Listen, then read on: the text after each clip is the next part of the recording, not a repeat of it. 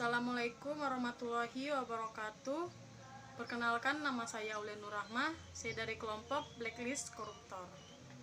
Di video ini kelompok kami melakukan wawancara terhadap beberapa masyarakat untuk mengetahui kasus-kasus korupsi di Indonesia serta hukuman apa yang pantas untuk para pelaku korupsi di Indonesia dengan tujuan untuk menekankan kasus korupsi yang semakin marak terjadi di Indonesia. Nah, sebelum masuk pada video intinya yaitu video wawancara, saya akan sedikit menjelaskan tentang apa itu korupsi. Korupsi adalah tindakan tercela seperti penggelapan dana, menerima uang sogok, dan memanfaatkan kedudukan untuk kepentingan individu. Nah, sedangkan orang yang melakukan korupsi disebut koruptor.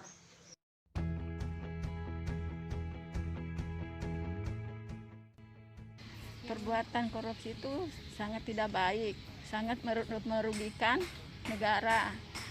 Kasus korupsi itu sangat merugikan masyarakat, khususnya rakyat miskin, rakyat kecil, karena sangat merugikan warga. Korupsi secara general itu banyak artinya, maknanya mengambil hak orang lain tanpa izin orang lain, kemudian menyalahgunakan wewenang, itu salah satu contoh korupsi. Kemudian memangkas waktu yang telah disediakan, itu pun salah satu contoh korupsi terkecil.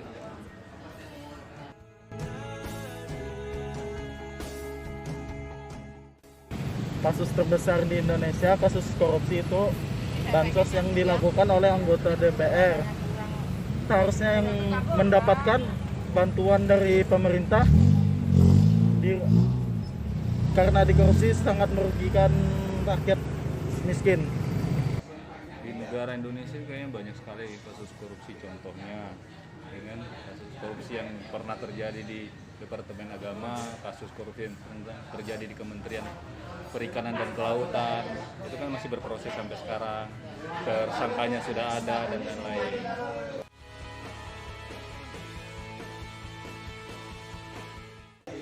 Kalau pantas tidak pantas, kalau dilihat dari segi hukum itu pantas karena mereka sudah mempertimbangkan masa atau waktu yang ditentukan bagi para pelaku korupsi.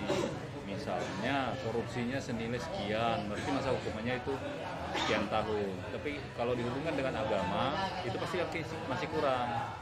Jadi karena kita negara hukum, berarti yang berlaku adalah hukum negara.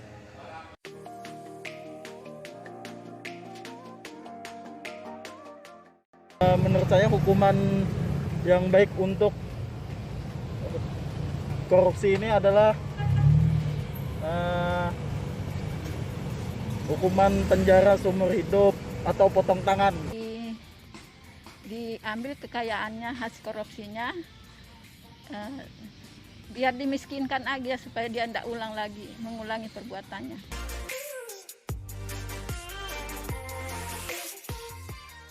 Itu sebenarnya mulai dari hal kecil, misalnya dari lingkungan keluarga, mulai sejak dini diedukasi bagaimana caranya supaya berdisiplin, memanfaatkan kesempatan yang betul-betul dia disediakan, tidak memboros-boroskan waktu.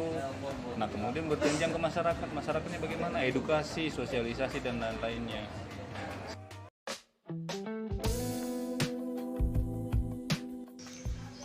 Selanjutnya ada faktor penyebab korupsi. Nah, yang pertama ada faktor internal. Faktor internal ini merupakan faktor yang penyebabnya berasal dari diri individu atau dari dalam individu sendiri, yang contohnya seperti kurangnya moral terhadap diri sendiri. Lalu yang kedua,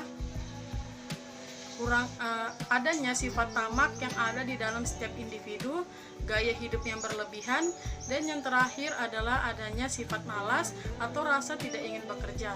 Nah, lalu faktor penyebab korupsi yang kedua adalah faktor eksternal. Nah, faktor eksternal ini merupakan faktor yang penyebabnya berasal dari luar atau dari lingkungan atau dari sistem itu sendiri.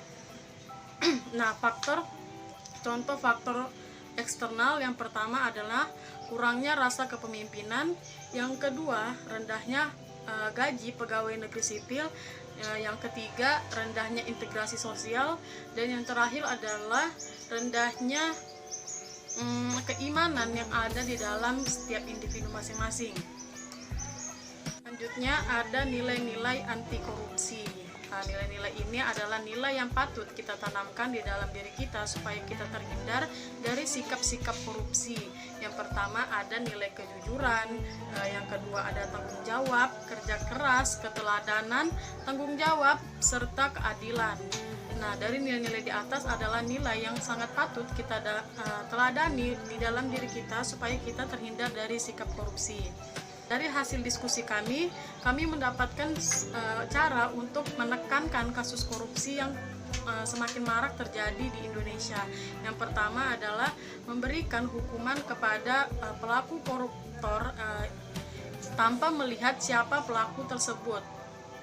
Lalu yang kedua ada menutup celah secara internasional, dan yang ketiga adalah memanfaatkan teknologi dari sistem.